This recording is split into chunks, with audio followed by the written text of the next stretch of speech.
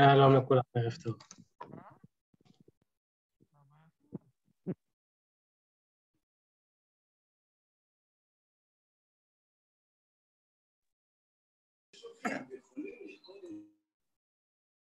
שלום לכולם וערב טוב, אנחנו נמתין ממש עוד 2 דקות בשביל לאפשר לעוד אנשים להיכנס. אתם מתבקשים בבקשה לשמור על עצמכם במיוט, וכמוסכים איך שבא לכם, נשמח גם לראות פרצופים. אנחנו כמובן נאפשר לפתוח אחר כך את המיקרופונים. לחלק הראשון נשמח אם נוכל לשמור על השידור ללא הפרעות. אז ממש עוד כמה דקות נתחיל.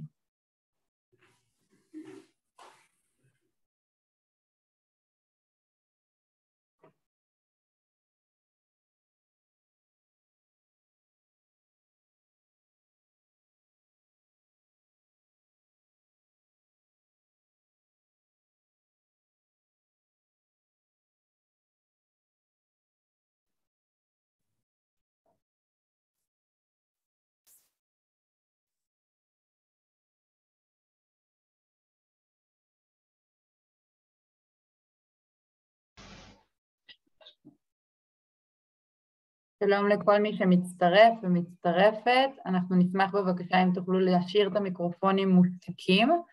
לחלק הראשון אנחנו ממתינים לאחרונים להיכנס ונתחיל. השידור הזה מוקרן גם פה בזום וגם בפייסבוק, אז ברוכים וברוכות הבאות גם למי שמצטרפת ומצטרף בפייסבוק, ואנחנו ממש עוד מעט נתחיל.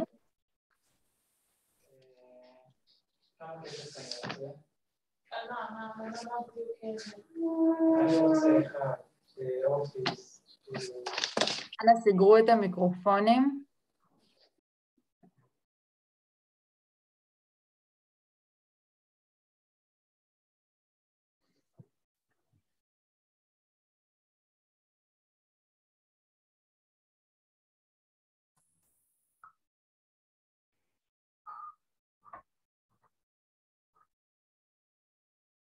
ברק ורועי שנמצאים פה, אני אשמח אם תוכלו להמשיך להכניס אנשים, כדי שנוכל להתחיל את השידור.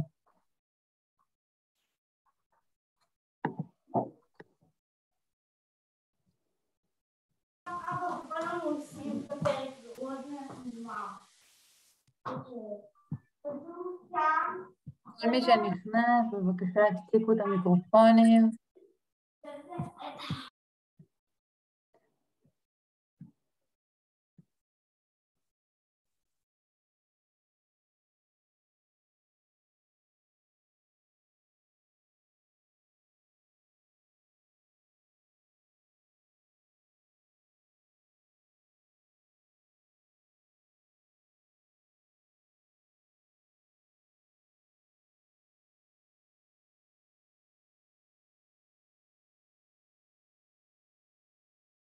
אני חושבת שזה הזמן להתחיל. שלום, ברוכות וברוכים הבאים למפגש הרביעי שלנו בסדרה Quality Time, סדרת מפגשים עם אנשים ונשים פורצי ופורצות דרך מהעולם, שמחוללים שינוי בעולם התכנון והניהול של נחלים ומשאבי המים.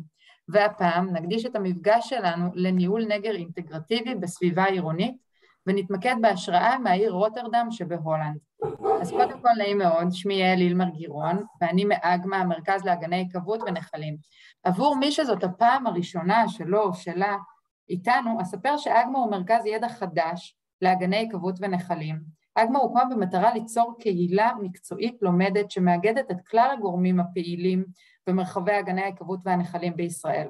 באגמה אנחנו מטמיעים את הגישה האגנית המשלבת ומבקשים ליצור שפה מקצועית משותפת על ידי איסוף של ידע רלוונטי, עדכני ומקצועי מהארץ ומעולם, לרכז אותו ולהביא אותו אליכם, אנשי ונשות מקצוע. המפגש הזה נועד להרפתקנים, לכן אם הגעתם לפה בערב כל כך קר, בשעה מאוד מאתגרת, אתם כנראה הרפתקנים והרפתקניות. וכמוכם מצטרפים למדורת השבט עוד אנשי ונשות מקצוע, והיום אנחנו יושבים סביב המדורה הזאת, וקל לדמיין את זה כי מאוד מאוד קר בחוץ, ומגיעים לפה אורחים מחול, מרחוק, בשביל לחלוק איתנו את הניסיון והידע שלהם. הפעם אנחנו מארחים את פלוריאן בויאר ממשרד דה-אורבניסטן מרוטרדם שבהולנד, ואת אדריכל הנוף שחר צור מסטודיו צורא שכאן בישראל. אז רגע לפני שאני אתחיל ונעבור לתוכן, כמה דברים טכניים.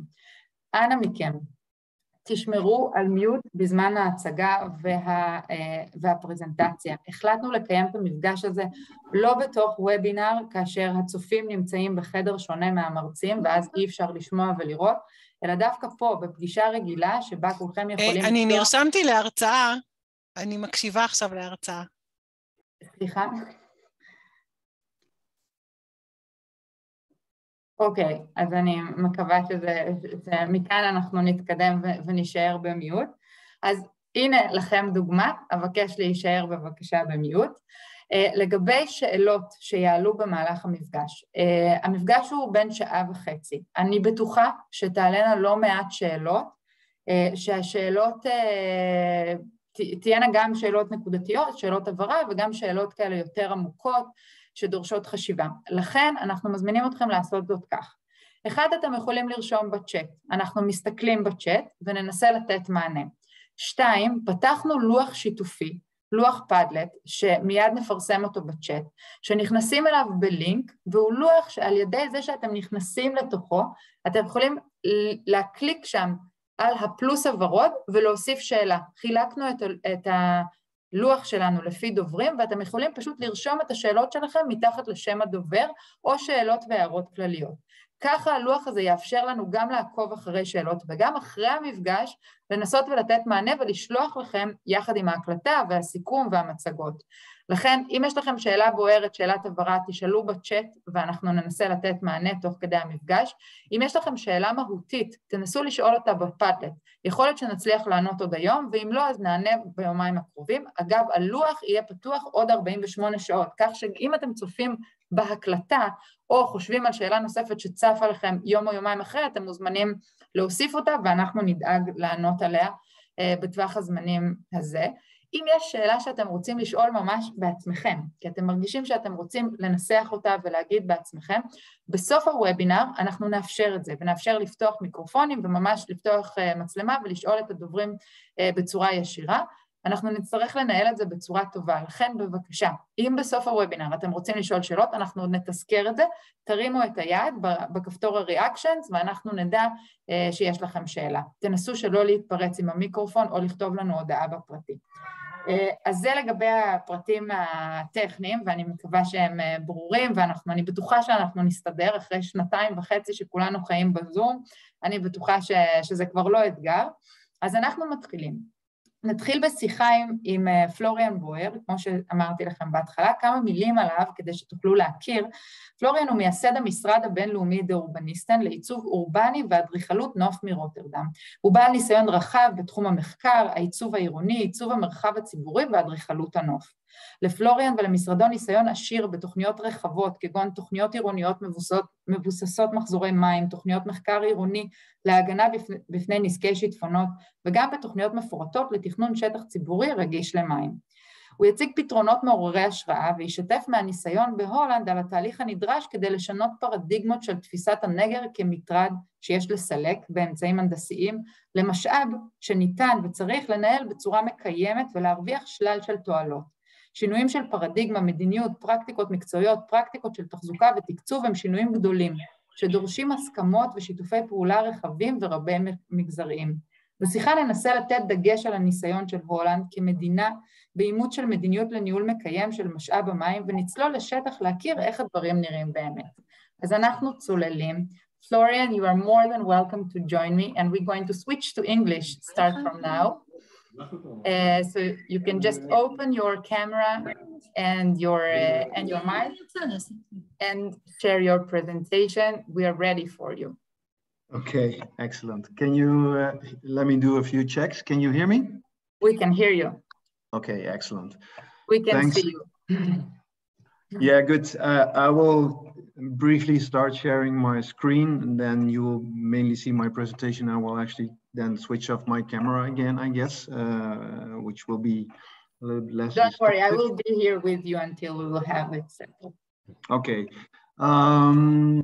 Thanks, Yael, Roy, and also Shagar, of course, for inviting me. Although actually I have no idea what you were just saying. Gossiping, yeah, I told you. Today we have I understood a few words, which are the obvious Rotterdam and quality time. But maybe before starting my presentation, we had I think a very nice brief pre-talk before this evening was happening. That made me understand a little bit more your contextual situation.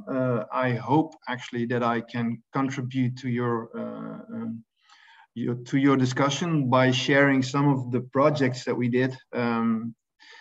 Obviously, I am working and the head of a design office, so I do present from a designer perspective. I'm not an engineer. We do very closely work with engineers, obviously, in all the projects we do.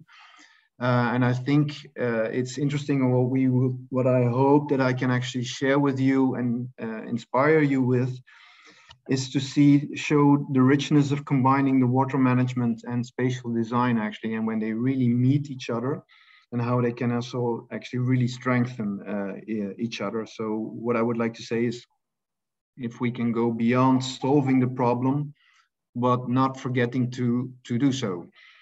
I will show you some, it actually ranges from small scale projects to a complete city policy. And that has also, in our practice, it has also incrementally evolved actually from doing projects to more and more also being able to write down complete city covering policies. I hope to show you a bit of all and how one thing can lead to another. That actually also means that I sometimes really have to make big steps. So we'll see in the conversation afterwards what questions are being arised by that. Let me start sharing my screen. Let me check. Can you see my Yes, screen? we can see it. We just needed, yes, now it's perfect. Okay, excellent. Then I will now stop my video and actually start sharing the presentation. As you probably already told, Yael is, oh, let me see, I'm not moving forward. Yes, I know I am.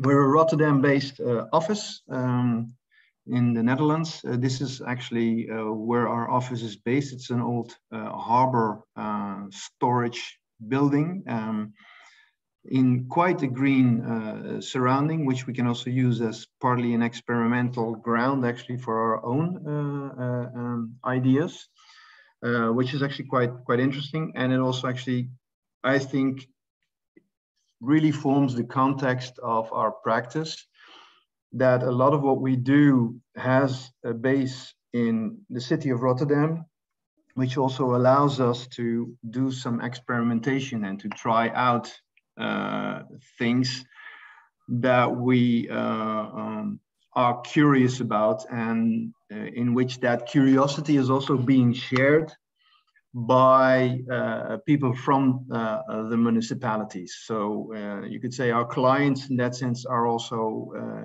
a lot of times really our close collaborative or close collaboration partners. Our concern, and one thing actually that we've been working on since the origin of the office, is to deal with climate change, and that is still a very broad topic, but we're very much interested in actually how climate change will affect our cities and how we can be prepared to take in the consequences of that climate change. So we kind of stay away a little bit in our design practice from politics, but try to adapt, you could say, and design on that adaptation. And one of the most influential aspects, at least that started in our practice, or started our practice, is the fact that our weather is changing, our rainfall behavior is changing. And then I'm specifically now actually referring to my home base situation. So the graph you see actually represents more or less, you say, Northwestern Europe, in which the interesting paradox is actually that the climate average that we have, if you look at the precipitation and actually the lack of it or drought periods, there's quite a nice average balance over the year with a little bit of, you could say, abundance of water. But if you would zoom in to such an average graph, we see more and more actually that it's being, that the average doesn't represent the reality because it's being made out of extremes. There are very intense short periods of heavy rainfall, and they occur actually in higher frequencies. And then there's longer periods of no rainfall in between them. And specifically actually when that happens in late spring, early summer, that also actually causes drought periods, something actually that my country at least did not experience for quite some decades and is really now actually kind of almost experiencing in more or less every year. And actually that is, these are problems that we have to deal with. So on one hand, you have this, basically flooding, and this is just actually by rainfall. We're not talking about sea level rise or actually the river extending its border, because that's also another thing that the country is dealing with. But I'm now actually focusing mainly on the rainfall issue. So this is actually happening on one hand, and on the other hand, actually you have the moments that there's really a serious lack of water, and that actually the addition is actually too little to deal with actually the greenery in the city, but it also actually causes subsidence. It sometimes causes actually damage to buildings. And it also actually has an effect in relation to vulnerable groups concerning heat stress. Maybe can everybody please mute their microphone, because I hear all kinds of stuff coming in. Thank you. And I think one thing that we at some point really want to stress or really kind of put down is that we there's a very extensive technical system actually that has been erected over the last decades, actually even from, I would say, 1850 on. So it's more than a century, more than 1.5 century even. That is actually has come with introducing better hygiene in the city. But it also actually has a certain approach to water management that is very technical, and that very technical system is you could say a robust one that has proven itself over time, but it's not very flexible because it's made out of hard infrastructures. And when these extreme weather events occur, the big problem is actually that they are not you could say big enough, and because of the occasionality of the extreme events, it's also very expensive to make them big enough to deal with these extreme moments. And in regard to climate change, it also has to be ever expanding because it will never be enough. So it's always the question, up until what climate scenario do you start dimensioning these things? So the pipes and the pumps and the higher dikes, you could say, have a certain end to when it's still valid or worth actually investing in them. And it's also very important to realize that apart from that it's a very inflexible system, we have to realize that also they also cause problems by themselves because they are mainly directed towards draining water out. And in relation to drought and water shortage, actually, they fail to be effective. Even more so, they are worsening the problem. So this is a kind of like a basic insight that has been kind of evolved over, I think, actually the last 20 years within our country, that made us want to change this system.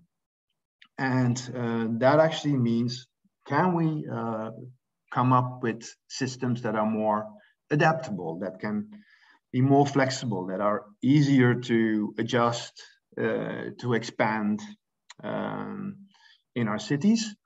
And secondly, and I think that's a very important one, which has also become a bit more of a common ground in our country, is that there's also a goal to make the cities at the same time also more livable. And that's also what I mean, like we're not just trying to solve the problem, we also try to go beyond it and see actually if the solutions that we bring in also actually make the city more attractive, a nicer place to stay, make the livability better, make it more enjoyable, more playful, etc., etc. So these kind of like stacking these goals, I think sounds like a complication, but I think actually it's exactly that what will help us actually bring in the better solutions. As I said, Rotterdam is more or less our testing ground for this. There's this huge river actually kind of floating right through it into the open sea, which is on the horizon. And I think, well, my focus is not on the river, but this is just actually to kind of like focused on the location that I first want to guide you through some projects. And I think maybe first to put this this context a little bit into place, what I was just trying to introduce with the pipes and the pumps. You could say also the city of Rotterdam, like a lot of actually global cities, is in basic, when it comes to water management, a draining city. And the draining city actually is made out of pipes and pumps. And in when we talk about the older infrastructures, they're always mixed. So actually black water, gray water, and also rainwater is kind of put into one pipe and actually transported into a sewage treatment plant. And from there, the effluent is actually being discarded into the river, which actually flows into the sea. More and more, of course, we split them into a system actually of gray water and rainwater, which is already a lot better. And I would say actually in the partly that is still also actually pumped out into the sea, certainly when there is a surplus. But more and more, it's also actually, it's being pumped into open water system, open canals, and it's being used actually to circulate them. That's the next one. So we actually kind of like refresh our system, keep the water flowing, and keep actually the quality of it better. At the same time, we have a lot of paved surface in the city.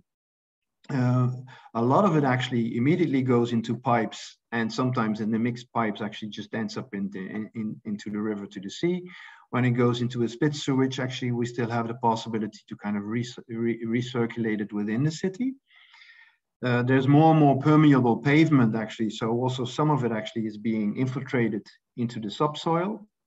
Of course, also green spaces have that capacity, and then actually when it's planted, there's an internal cooling cycle happening of evapotranspiration within actually the city fabric.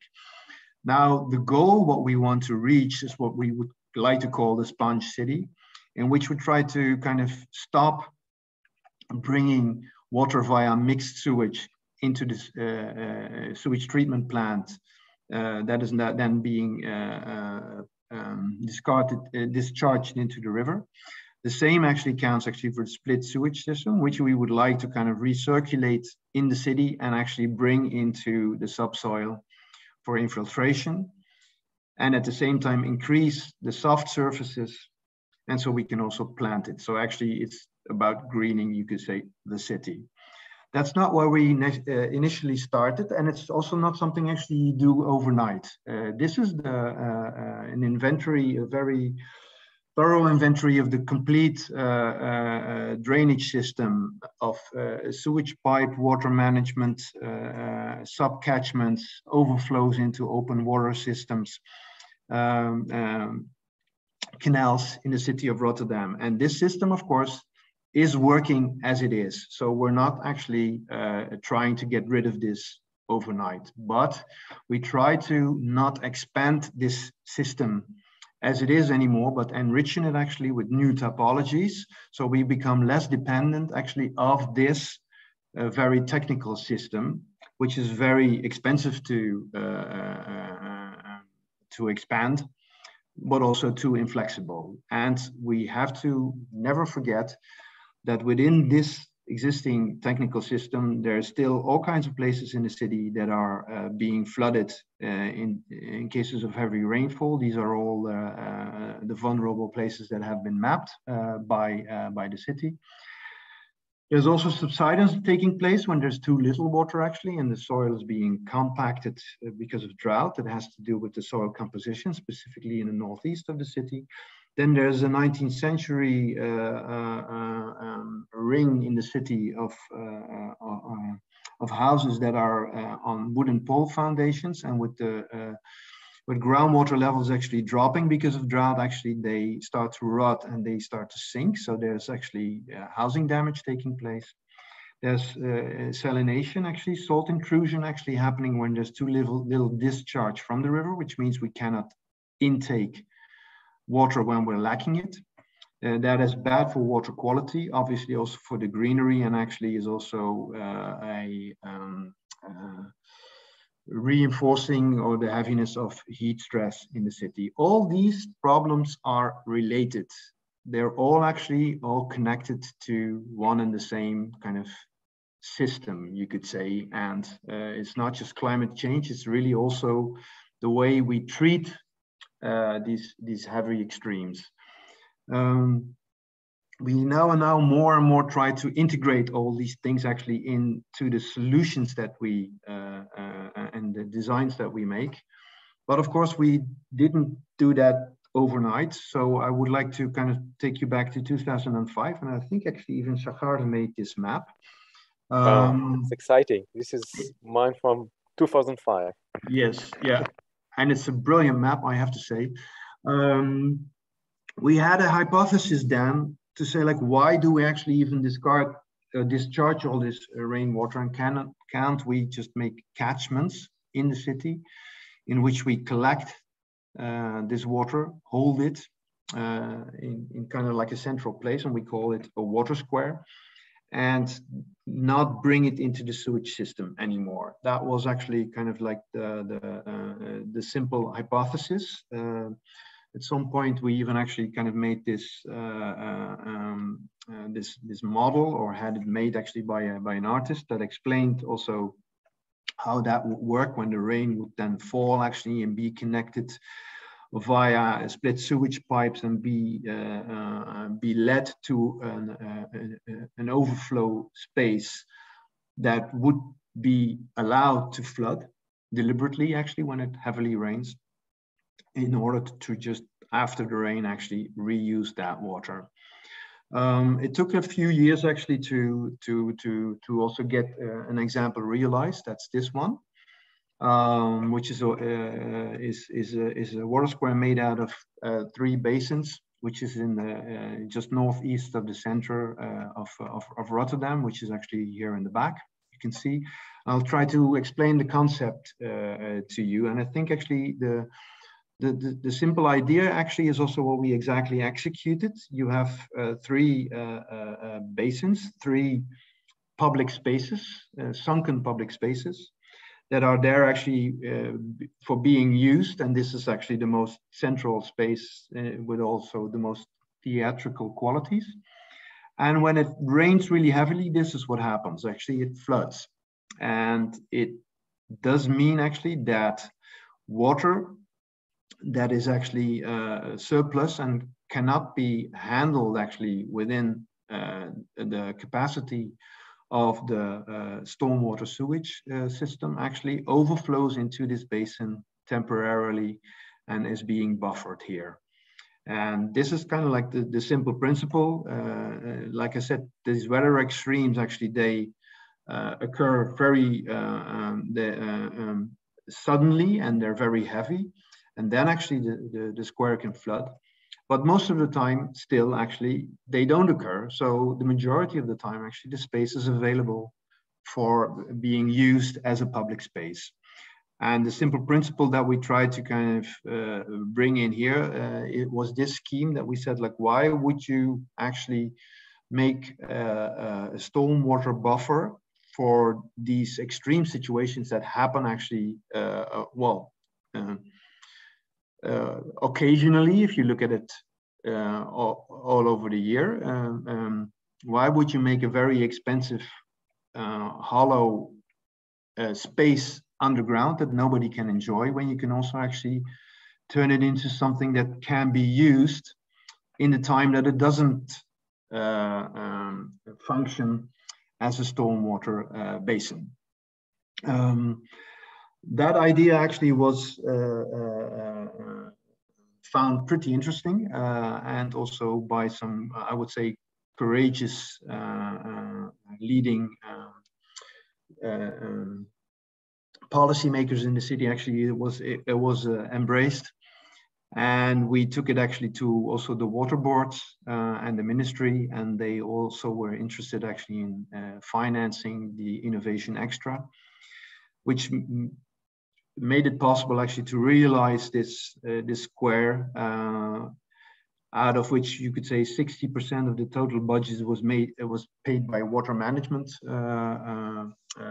money, 20% out of innovation subsidies, and 20% of public space money, which made it a relatively cheap public space, which is kind of contradictory because it's an expensive space.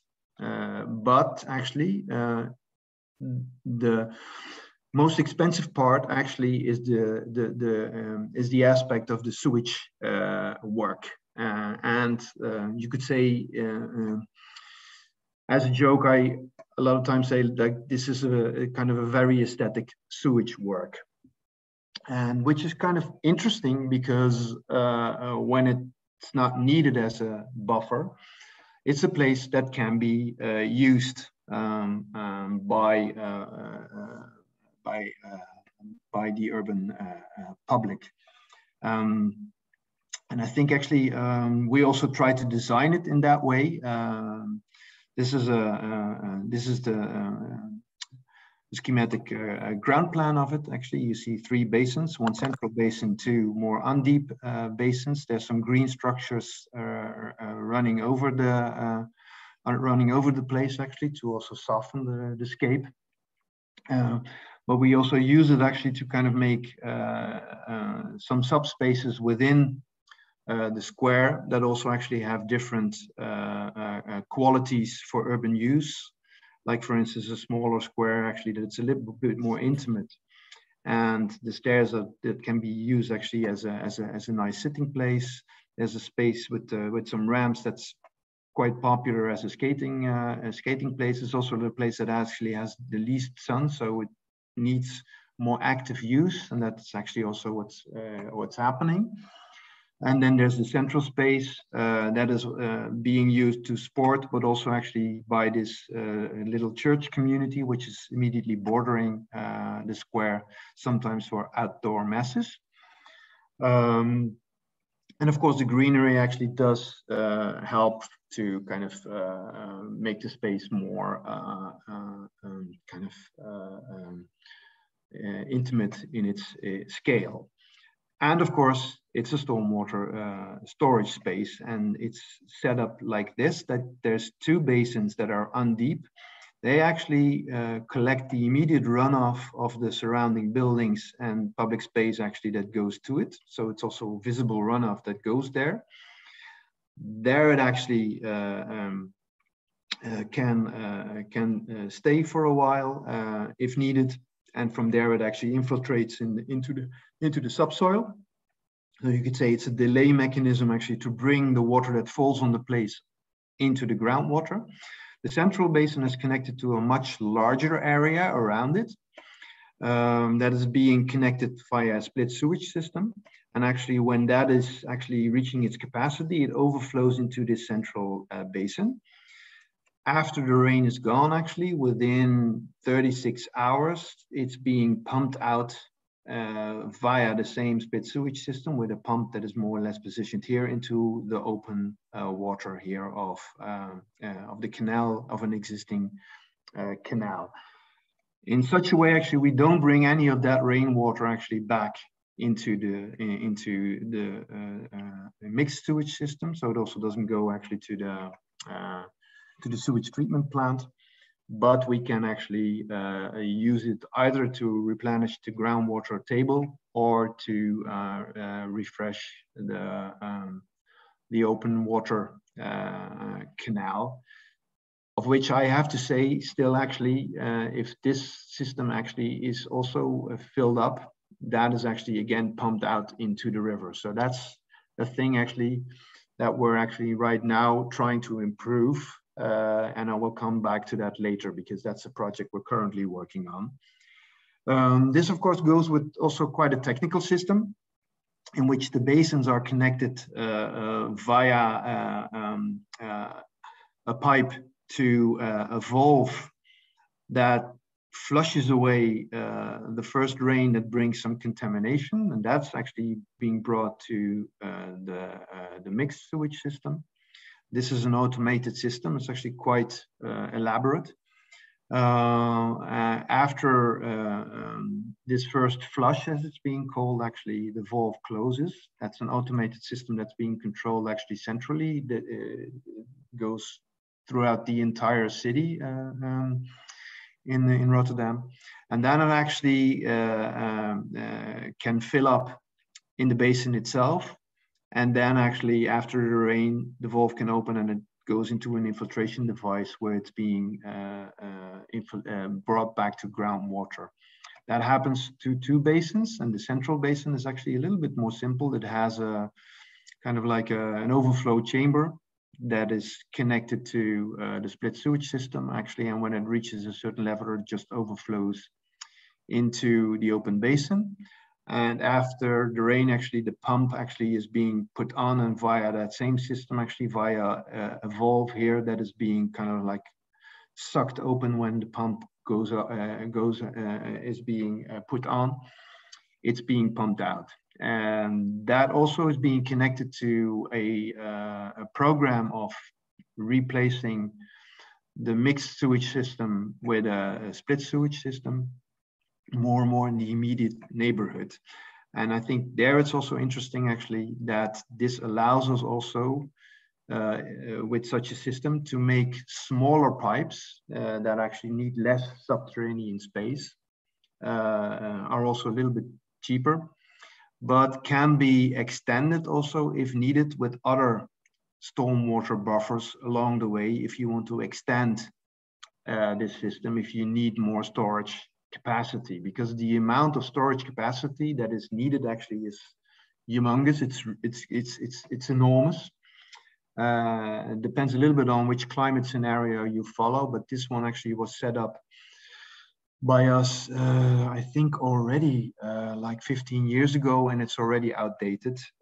So this was still actually dimensioned on a 50 millimeters rainfall, and now actually the standard is already 70 millimeters.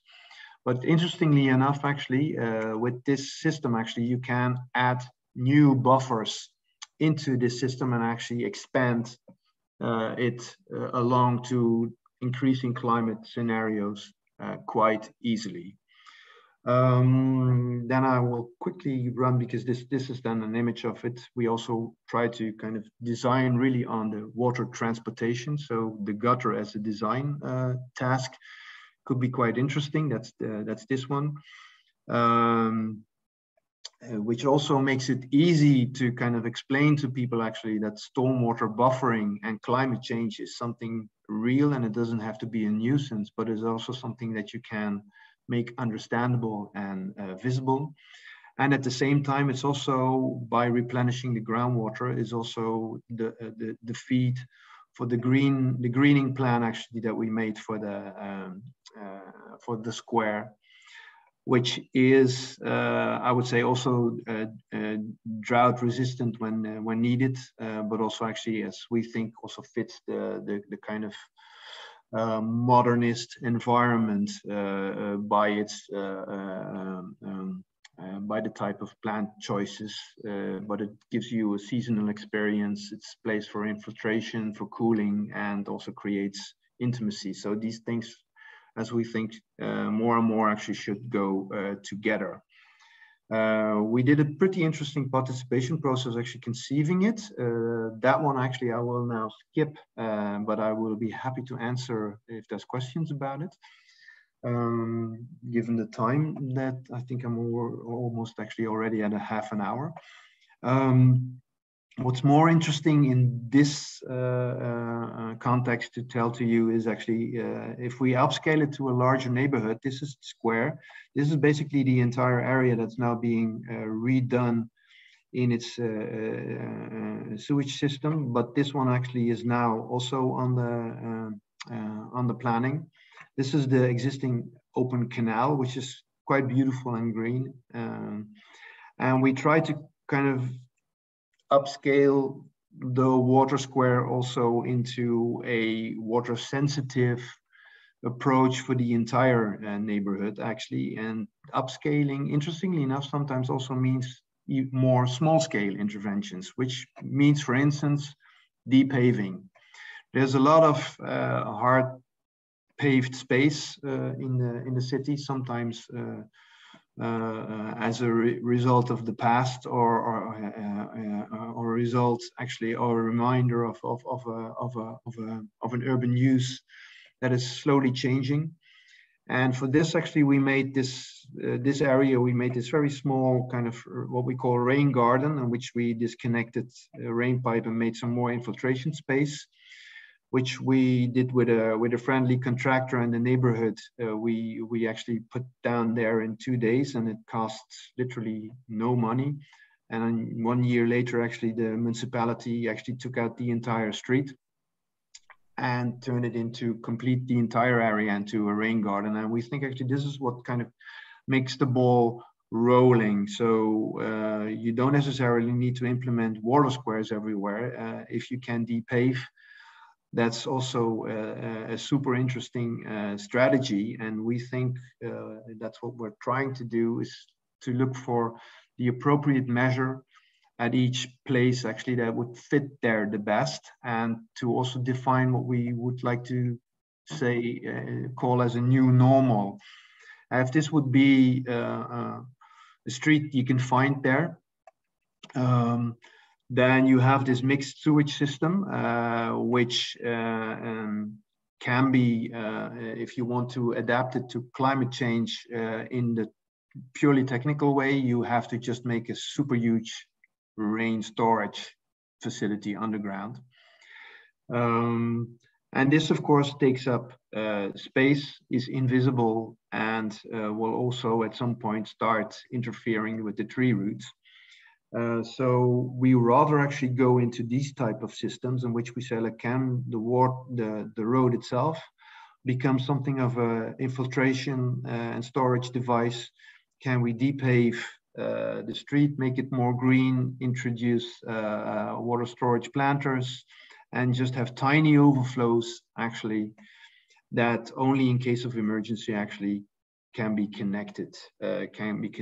And that would actually mean that instead of actually doing this, we would like to do this.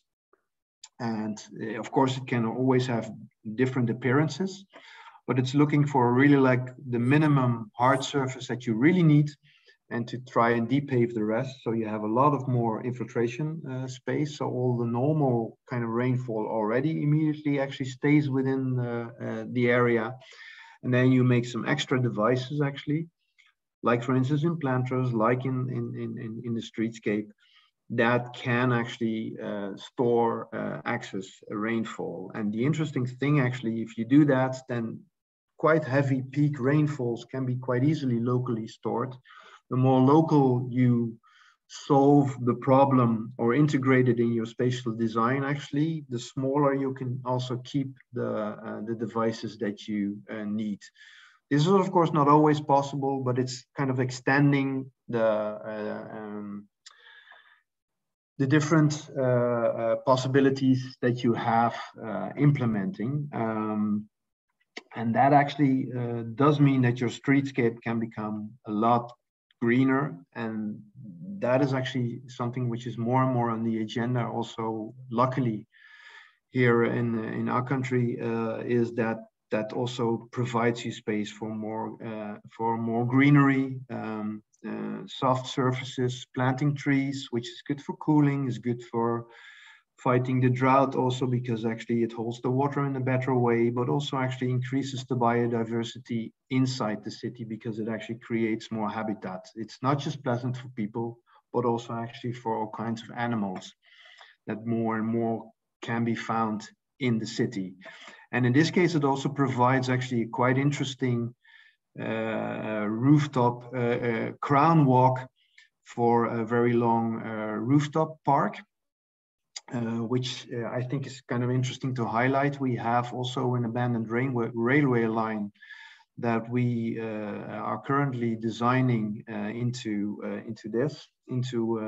very long, you could say, our little Rotterdam High Line,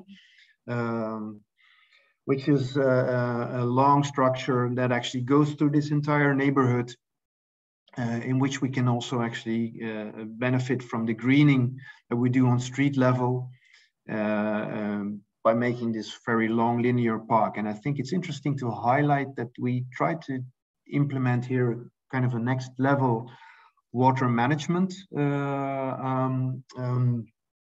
idea, because the water square that I just showed you, that's this little dot, that's this spot here actually. And instead of actually pumping the water into the open single, this open water system, we also have the opportunity actually to bring it up to the roof. And in the roof, actually, we have a few cleaning plant areas where we actually purify the water. So we can actually water all the plants on top. We can make small kind of water playgrounds, but we can also actually, because it's quite a lot of excess water, we can also actually store it in a seasonal deeper aquifer where we keep the fresh water. So we try to kind of more and more not pump out any of the fresh water that falls into the city and keep it actually within.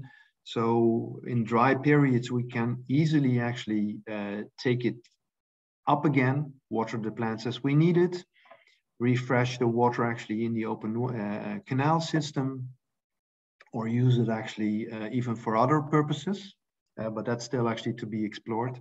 But you could say our 2 kilometer line is in that sense also becoming a interesting water management feature in which we actually purify the water, reuse the water, and also recirculate it actually within the neighborhood that we're working with. And this is actually something we're currently bringing to the next stage of a design, which can be hopefully start implementation, execution next year. And interestingly enough, actually, this also provides us what we would call like not just a very long linear park, but also actually a network structure, not just for the water, but also actually for greening the entire urban neighborhood. Then the last thing actually that I would like to kind of point out concerning the city of Rotterdam where we are working is this testing ground. This is actually in front of our office, where we actually are currently having some testing grounds of the behaviors of different subsoils that we can find in the city, and to see actually how they, and those are these actually, this is actually the original geology that we can find in our estuary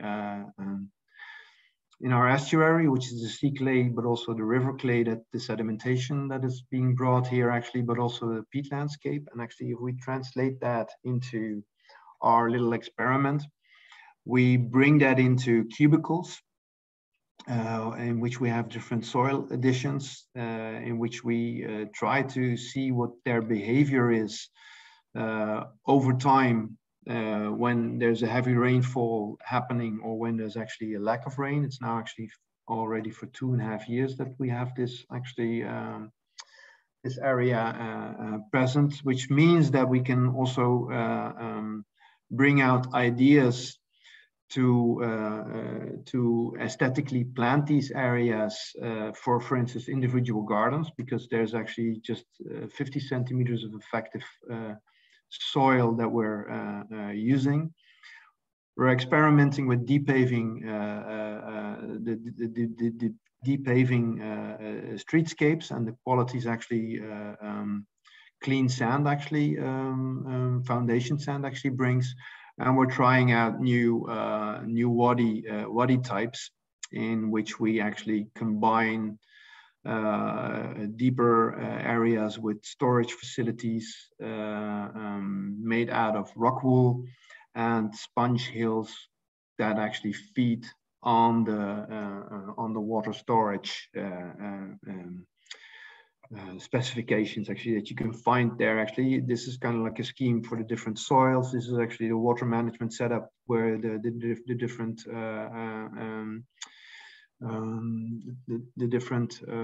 measures are being taken and monitored. This is some images of the execution of how we set up the experiment. I understand this is probably a little bit abstract to you all, but just to give you an idea of how we also try to kind of also experiment on the most small scale, actually, how even your soil type or a very small wadi already could be effective in being an attractive garden, and at the same time being a beautiful garden and an effective water management feature. So we also actually adjusted the planting types to that. And these are actually some images of the appearance of how it actually looks when it's now being fully grown.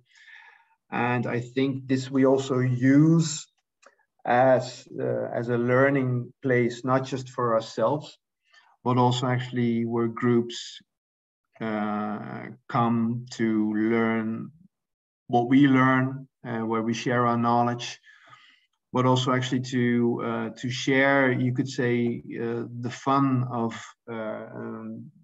experimentation and raising climate awareness, not just in talking about problems, but also actually about the opportunities that adaptation actually really brings to it.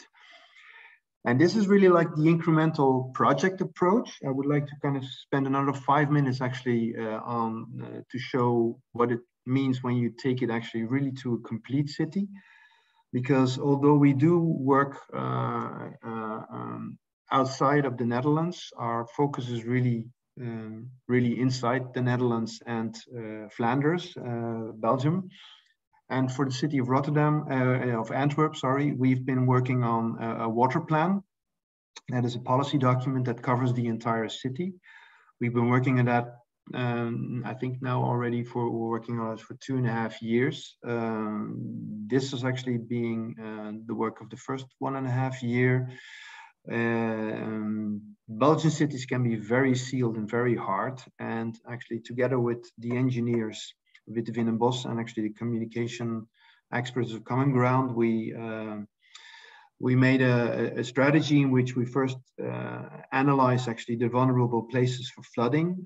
This is the entire city. It's very small and very abstract. I'm sorry for that, but just to kind of give you a hunch, when there's a heavy rainfall, there's a lot of places actually that kind of severely flood, and this is already happening, you could say, and it's only getting worse.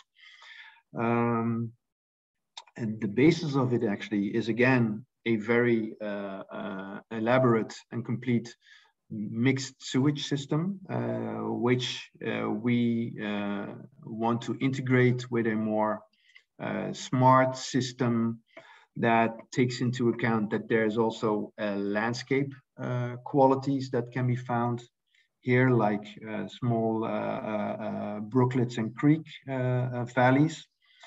There's the estuary landscape, and here there's some height differences, something actually we can hardly find in the Netherlands, but actually here, just on the border, you do find high differences in topography that we can smartly use. And there's some beautiful historical connections to the water, which we would like to revive at the same time. And actually, when we look at that, we say, like, together, actually, we have this artificial water system which we want to become less dependent of, to tap more into the landscape qualities and actually the possibilities that actually gives to smartly integrate it actually into a water management system, and to see if we can revive some of the history into it. And actually that brought us to this, you could say, vision map, in which we defined actually 5 main structures which the city actually is kind of can depend on concerning its water management, but at the same time that is also really experiential as a spatial structure, which is the stream valleys. There's a ring park that's connected actually to the highway that is now largely being brought underground, actually as one of the major projects in the city. There's the medieval city, which has a very interesting subterranean structure, which is could be interesting to also start partly unveiling. And then there's some substructures with more park area that can actually be isolated as an interesting and more fruitful structure. And then there's areas which we call radically local, which basically means there is no larger scale structures that actually can bear the water management system in a more natural way. So we have to look at it in a more local way. And there and for everywhere, we say actually we always try to follow a stormwater cascade, which means that you try to kind of always delay and keep, and if possible reuse the water as local as possible and as high as possible in the cascade. That already starts on the roof in the private property, and it goes from into the local street. When you can't take it there, actually you can bring it actually to more like collection streets, bigger streets, artery roads, smaller squares and parks. Then you bring it actually, if that doesn't even suffice, you bring it to the bigger parks where you can actually infiltrate. And if that actually still doesn't suffice, then you bring it actually to the stream valleys, which then also have to be expanded. So you have floodable areas in floodplains there, and only in the last resort is actually that you bring it actually to the river and take it out of the city. So this cascading principle is something actually which has also become the official policy in the city, which we try to implement. And to prove our policy, to prove our ideas, actually we took 3 cases. I'm not going to explain them to you all because I'm already actually way past my it's already way past our time. So yeah, Elle, if I really have to stop, please. No, we know that you're past time, but it's also interesting, and we just want you to continue. So I promise I'll try to kind of stick to another 5 minutes. I just want to show you one case actually of how we worked on this, because this was still hypothetical, but it was a very interesting case actually in which we also convinced the local politics that this is an interesting strategy actually to follow, because to them this was still like a very beautiful abstract map, but it was more like, okay, and what does it mean? So if we take part of such an area, which is basically this, Here you have a stream valley. That's this one. And we say like this is like the place that you like to kind of expand, but we don't just bring all the water here immediately. No, we first try to see actually what the capacity is, which we can find already within the neighborhood itself, because actually then you also keep the water locally, you infiltrate, you actually kind of replenish the groundwater table also locally. So you also fight drought more effectively, and you green the place as much as possible at the same time. And that actually means that we're here actually in the big map, that we try to kind of follow the cascade. In order to do so, actually, we noticed with the engineers that we took this area, which we kind of defined as kind of like our catchment area to investigate. Of course, here there's also already an existing sewage system, so they actually brought that into their model, and also actually how it actually connects, and there's a bottleneck just around actually here where it could flow into the stream valley. So we try to actually kind of like loosen this bottleneck. So this is actually, this blue is showing actually where the flooding appears when there's a heavy rainfall, and the arrows actually show how the water would naturally already go according to the topography. And here we kind of turn, for the calculation, we turn the cascade a little bit around. Actually, we said like before it goes into the stream valley, we first look at actually all kinds of collection spaces, small triangles that are extra spaces, small squares, parking lots, the park, and how much capacity we think from a spatial point they have. And they actually calculated if the water would all flow there, how much we would need. So the black is actually what we would need, and the red is actually then what we can find there. And when it's green, actually, then we have enough space already in the storage as a storage. When it's red, we have to kind of look for more local solutions before it goes there. So we kind of like in reverse try to examine how much we would actually need to cascade at the source. And you could say in the red area, that does mean that we had to make more local, we have to implement more local interventions, because the small collection points will not suffice. And interestingly enough, actually here, there's no problem because the park can handle everything. So basically, we then subdivided it and looked at the private domain and said like, okay, if there's private gardens, maybe, well, 10% we can actually, of the gardens we can use to collect the water, and everybody individually can infiltrate, because the gardens here are quite big. Sometimes there's collective spaces there that we say like you could actually have them on a water storage foundation. When it's completely built, we can discard them actually as a possibility. So almost actually 50% of the entire area actually could already be effectively used top of the cascade. Then we looked at all these spaces that actually are potentially transformable into green spaces that can hold water. So one is, for instance, the park, in which we actually just defined a small piece actually of the central meadow as a big wadi that already kind of did a lot of the deal. And then there's a long, you could say, a main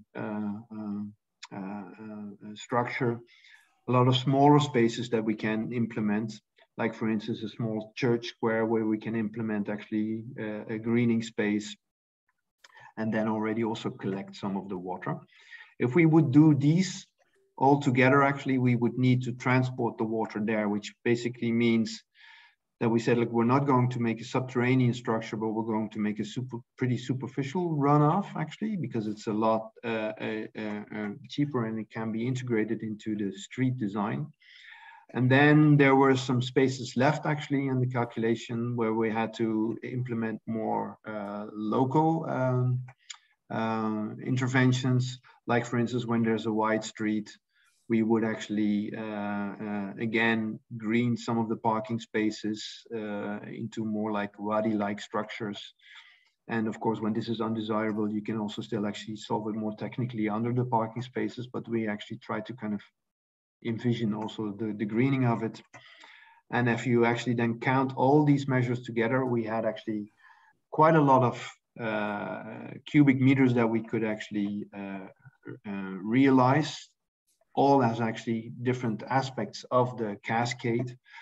And then actually these capacities were actually put into the calculation model in relation actually to also the existing sewage system. And then you could say the proof was that that all the blue had to disappear, and we actually, yeah, you could say we continued this exercise until actually all the blue disappeared, and actually all the water management problems would be solved. And the interesting thing about this exercise is that all these examples that I just showed you actually are quite, I mean, they mean quite a transformation in the neighborhood, but it's also not mind-blowing or completely outrageous. It's actually, they're just implementations actually of quite everyday greening structures. And if you do so, actually, you can solve actually quite a lot. In this case, all of the water management problems that might occur in relation to the climate change scenario in 2050. And that actually was the proof, and we also did that in some other areas, that if you implement it in such a way that this policy is also actually something that doesn't just solve the problem of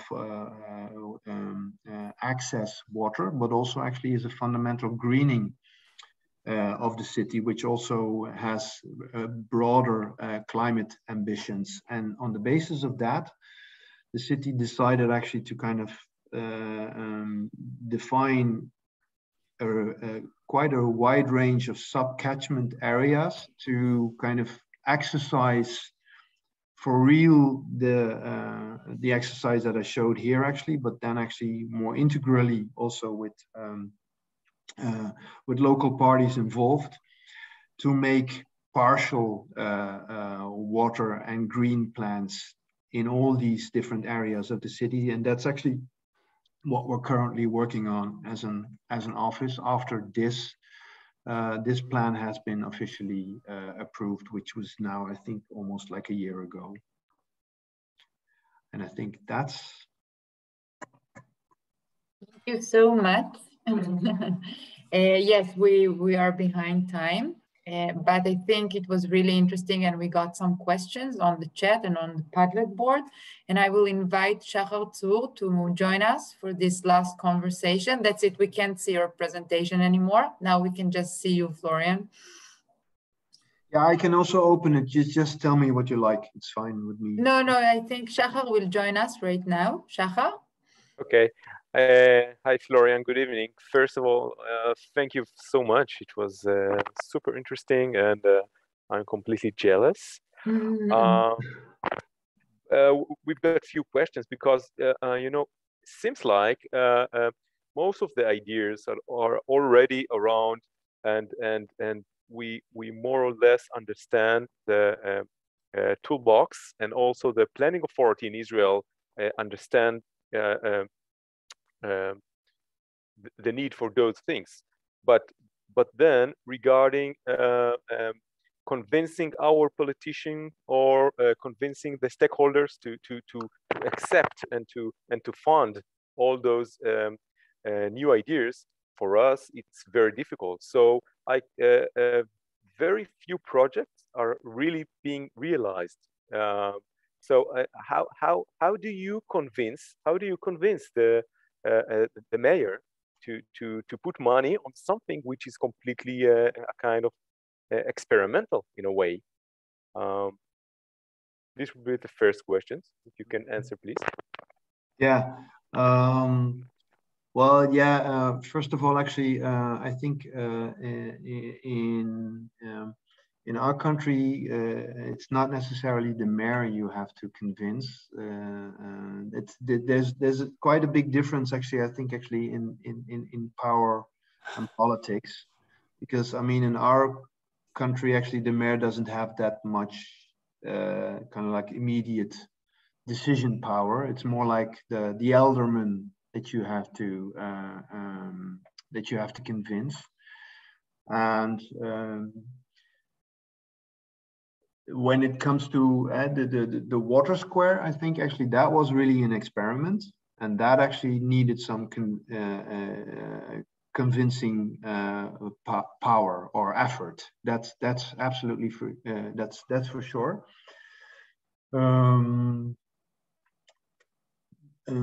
That already actually was like, I think the convention, that process was already starting in when you were still working on it in 2005. We still had to first convince that there was a problem in the first place. And I think what helped there is that we really got a very good coalition of policy makers within the municipality and the water board. And the water board, yeah, that depends a little. I don't know actually how that's organized in your country, but the water board is actually is a official governmental body that has the responsibility over open water, sewage treatment, and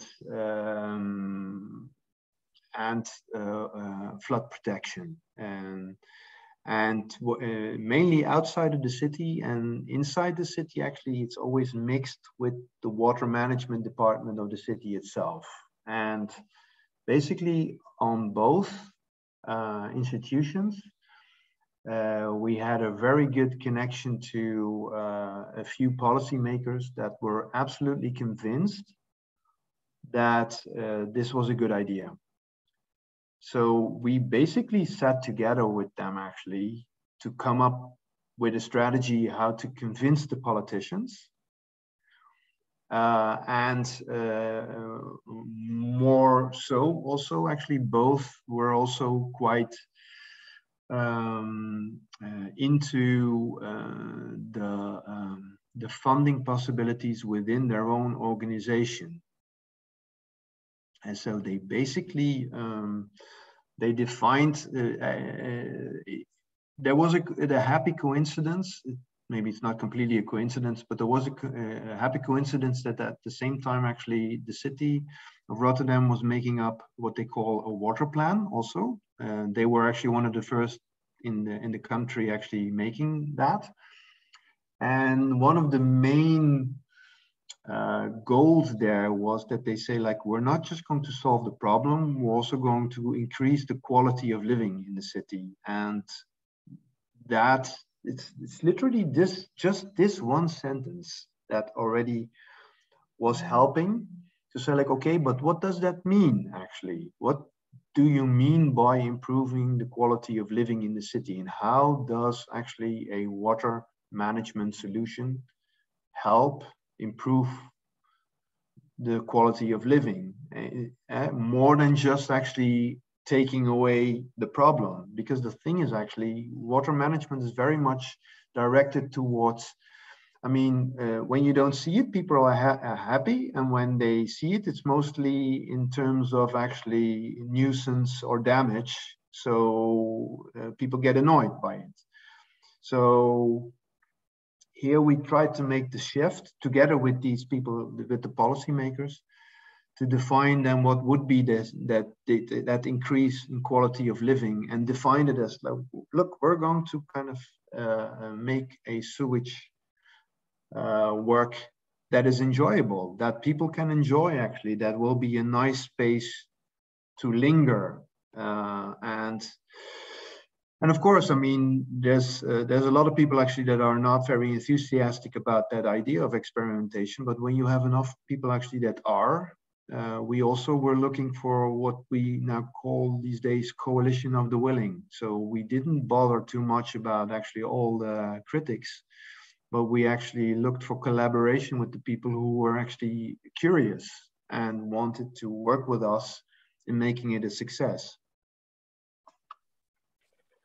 Okay, thanks. One more question raised here in the chat. Have you done a cost-benefit analysis to compare SUDS vs drainage alternatives? So, in terms of cost, you said before it was even cheaper than about the water square in Rotterdam. Do you have such a comparison? Yeah, it depends. It depends a little. It's well, it depends on what you compare it to.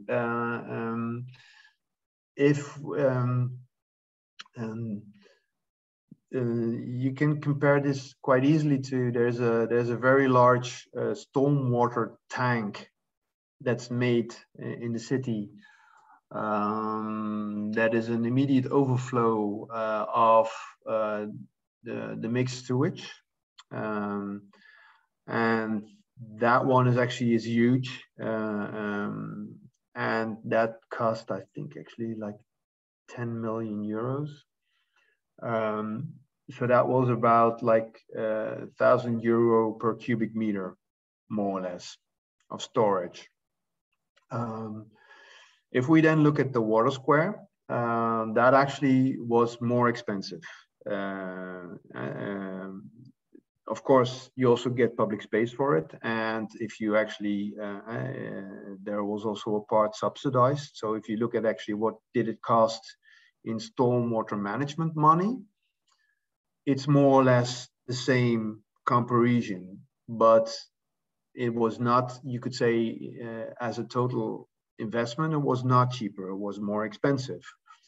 But then actually we made a water square in a town a little bit more east in the country, and we looked at it a bit more sharp on how much concrete do you use, how much steel do you use, and we did it actually with the same engineering bureau, and then actually we managed also to stick to the same €1,000 per cubic meters, but at the same time then also realize public space with it. So you could say we did more with the same amount of money.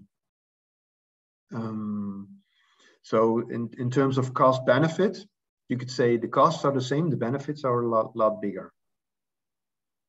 But of course, how do you quantify the benefits of making a nice outdoor space that people can enjoy? So there's always that's always a bit of a difficulty. I can also tell you actually when you solve it in a green way, if you make it green, then you can cut the cost almost in half. So it's becoming a lot more cheap. But of course, that also actually kind of limits the way you use it. Yeah. And so, but that's fine. I think actually, I would actually like to see it as an expansion actually of the tools you have to work with. Okay, thank you. ירון, you had another question? ירון, אתה שומע אותי? Okay. רגע, אני אפתח לו במיקרופון. Sorry, yeah. Florian, thanks for the very deep presentation. Can you repeat, please, what was this figure that you just mentioned about €1,000 per cubic meter? Is it 1,000 meter per manageable cubic meter of rainwater? I'm not sure if I completely understand. It's literally how do you say storage space? Storage space. Okay. Yeah. Effective storage space that you can, well, mainly for peak storage in this case, but it's storage space. Yes. And this figure is related to a surface storage or an underground storage? The figure is coming from an underground storage, which is relatively more expensive compared to a surface storage in which you can combine through the gardening and other surface development. If you compare it actually to a hard surface that is actually sunken but open, then I would say actually the price is the same, but you get actually public space for it as well. Okay. But of course, but if you actually would make it if you would solve it in a green way, if you make it soft space, then actually you can cut the cost in half. Okay, makes sense. Thank you, Mintan. Yeah. I actually also see something actually related to parents with young children. Is that correct? I see actually. Yes, you have some more questions. Actually, you have more of them on the board, but I think because it's really late and some people are already leaving because they're probably too tired. So let's just wrap it up. But before, we have one person that raised his hand. It was Shmuel. He asked even before to ask a question. So Shmuel, if you can open your mic and ask the last question, and then maybe Shachar, if you have something more to conclude, and we will go forward to the end. Okay, I hear. I can? Okay, Shmuel, it's your turn to ask. Okay, I want to ask a question, Florian, and I want to ask you what your recommendations to Israeli authorities,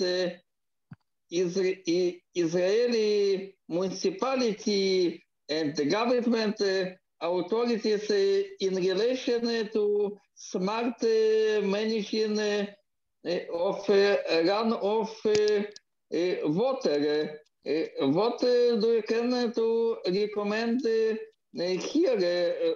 What exactly we can to learn from the experience of Rotterdam and another places in the Netherlands? Yeah, well, that's a very good question, which I am a little bit hesitant to actually kind of answer, because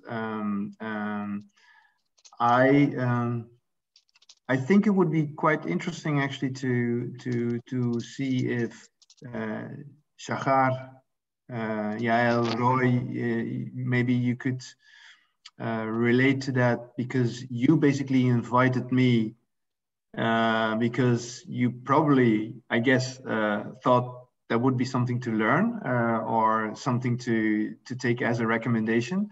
But also because I mean, I know your situation too not good enough to say like, oh, this is what you should do, because your climate is different, your culture is, well, to a certain extent, I guess, different. I also don't know actually how your governmental situation is being organized. So I find it very difficult actually, because all these things are very contextually determining what you can do and what's smart.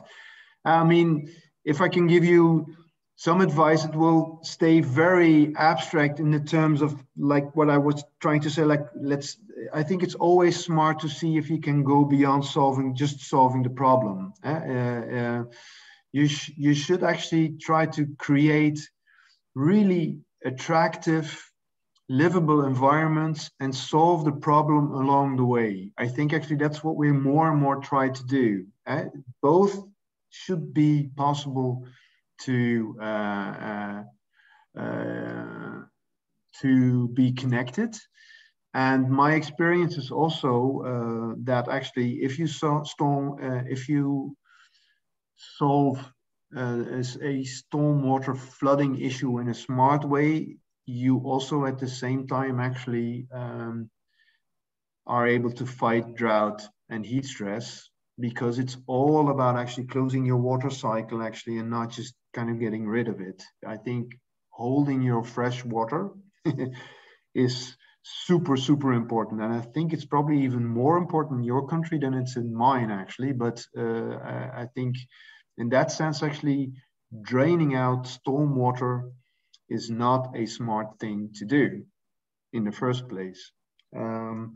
How you smartly do that in relation to actually who's responsible for what, that's another than, again, like very abstract thing I would like to kind of point out, is that my experience is actually that everywhere we have been organizing our cities into very kind of separated silos. So you have water management, they have their own target. You have actually spatial development, they have their own targets. You have actually green, urban green, they have their own targets. And the thing is actually, these things actually I mean, just like in nature, these things are not separated. These things actually are related to each other. So working cross silos and actually kind of sharing responsibilities, and sometimes also then sharing money, very difficult sometimes, is a very important thing actually to try and achieve, because actually you can do then more with the same amount of money. I think it's also, I never say actually we're able actually to make it cheaper, but I do say the same amount of money can actually create multiple benefits when you combine them actually with each other. So yeah, this is, again, it's very abstract, but for me, those are actually kind of lessons learned that we try to apply everywhere where we work.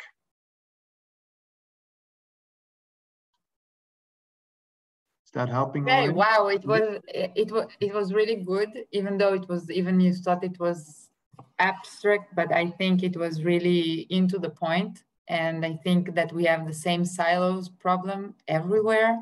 And we talked about resources and communal resources, and we talked about collaboration. And I think it's a very good advice, as Shmuel was asking for. I think this is the basic, maybe it's very basic, but you need to start somewhere. So, So thank you for this. And Shachar, maybe you want to say a few words before we will let people go to bed? Yeah. I would love if we in Israel and mainly stakeholders and authorities could dare more to invest in green infrastructure, because once you go more into natural solutions regarding urban forestry or urban runoff management, then you earn a lot in many ways, and I think we are something like 15 or 20 years behind the Dutch, but we are going there. I think now it's really getting faster. I agree. I think so I'm completely optimistic, and we should continue learning from the Dutch, Florian. So I will catch you with what you just said, Shachar, and I'm going to switch to Hebrew just for a while, and then I will translate it for you, because, okay, I will say it in English and then I will repeat it in Hebrew. We're going to have a big conference at the end of this month, March 30. It's going to take place in Nes Ziona. You have no idea where it is, but we all know where it is. And we're going to have another Dutch guest that you probably know, Henk Ovnik, the special השגריר מיוחד למים בינלאומיים מהולנד. And he's going to be like the first speaker of this conference. So if you are here in this webinar and you just heard about this conference and you were not applied yet, please do it right now. בבקשה, הירשמו לוועידה השנתית לנחלים שתתקיים ב-30 במרץ ותארח את הנק אובניק, שגם הוא אורח מהולנד, שיבוא לחלוק איתנו אולי קצת יותר את הפרספקטיבה של מקבלי ההחלטות וקובעי המדיניות, ואולי ככה ישלים לנו את התמונה מהצד השני. I want to thank you so much for this wonderful and fascinating presentation. I think we all learned a lot. And I told you at the beginning, it's extremely cold in Israel tonight. We actually had some snow in some... Wow. Yes.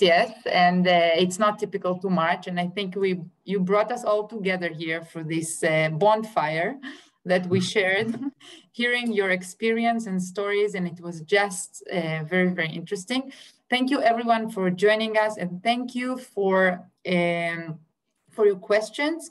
We will try to answer it on the Padlet board afterwards.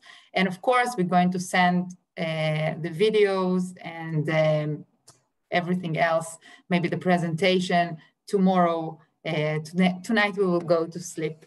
Thank you so much, and thank you for AGMA staff who is here with me, Ro'i and Hila and Barak, for joining us. They were part of this behind the scenes as well.